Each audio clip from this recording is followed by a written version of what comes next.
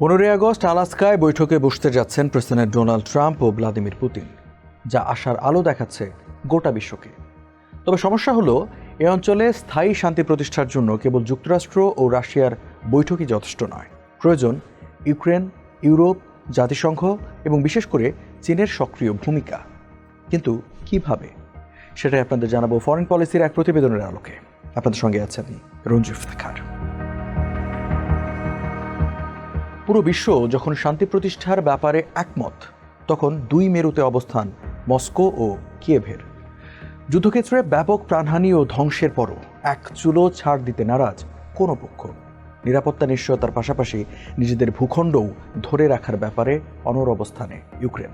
বিপরীতে রাশিয়ার সাফ কথা, তার নিরাপত্তা ঝুঁকিতে ফেলে ন্যাটোতে যোগ দেবে ইউক্রেন, তা কোনো দিনও হতে দেবে না মস্কো। অবশ্য মস্কো কিয়েভকে প্রকাশ্যে আক্রমণাত্মক মনে হলেও আড়ালে নমনীয়তার ইঙ্গিতও মিলছে।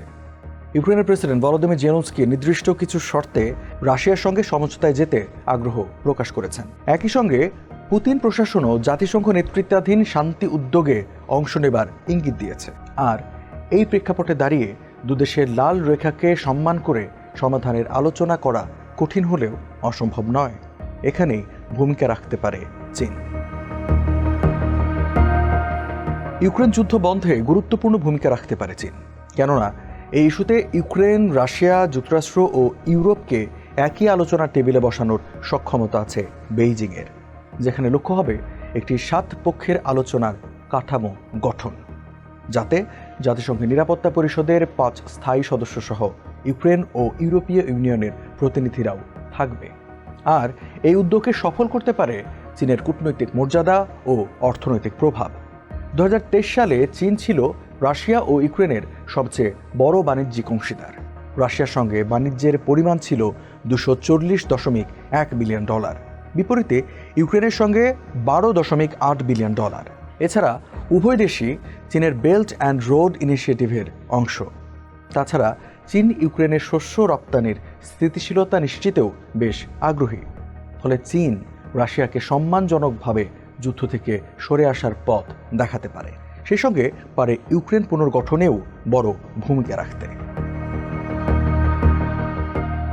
এই আলোচনার মূল সুবিধা হলো, এটি কাউকে সম্পূর্ণভাবে অন্যের শর্ত মেনে নিতে বাধ্য করবে না, বরং পারমাণবিক নিরাপত্তা নিশ্চিত, আঞ্চলিক স্থিতিশীলতা ও যুদ্ধে মানবিক বিপর্যয় বন্ধে অগ্রাধিকার দিয়ে আলোচনা এগিয়ে নিতে পারবে।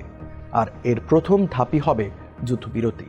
এক্ষেত্রে আংশিক সাফল্যও উত্তেজনা কমিয়ে আলোচনার দ্বার উন্মুক্ত করে স্থায়ী সমাধানের পথ প্রশস্ত করতে পারে। কেননা প্রথম বৈঠকেই ভূখণ্ড নিয়ে ঝামেলা মিটিয়ে ফেলার আশা করা বোকামো। তবে এটি যুদ্ধ বন্ধ করা ও মানবিক সহায়তা পৌঁছানোর পথ খুলে দেবে, পাশাপাশি অর্থনীতি সচল করে এবং দীর্ঘমেয়াদী সমাধানের পথ বাতলে দেবে।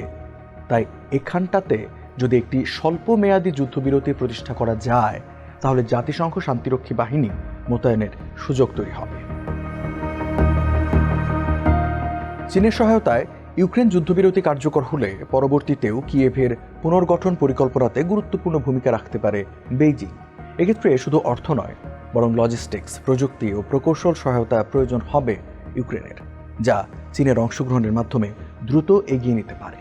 আর এটি হলেও বিশ্ব একটি বার্তা পাবে, বেইজিং শান্তি, স্থিতিশীলতা ও সমন্বিত উন্নয়নে প্রতিশ্রুতিবদ্ধ।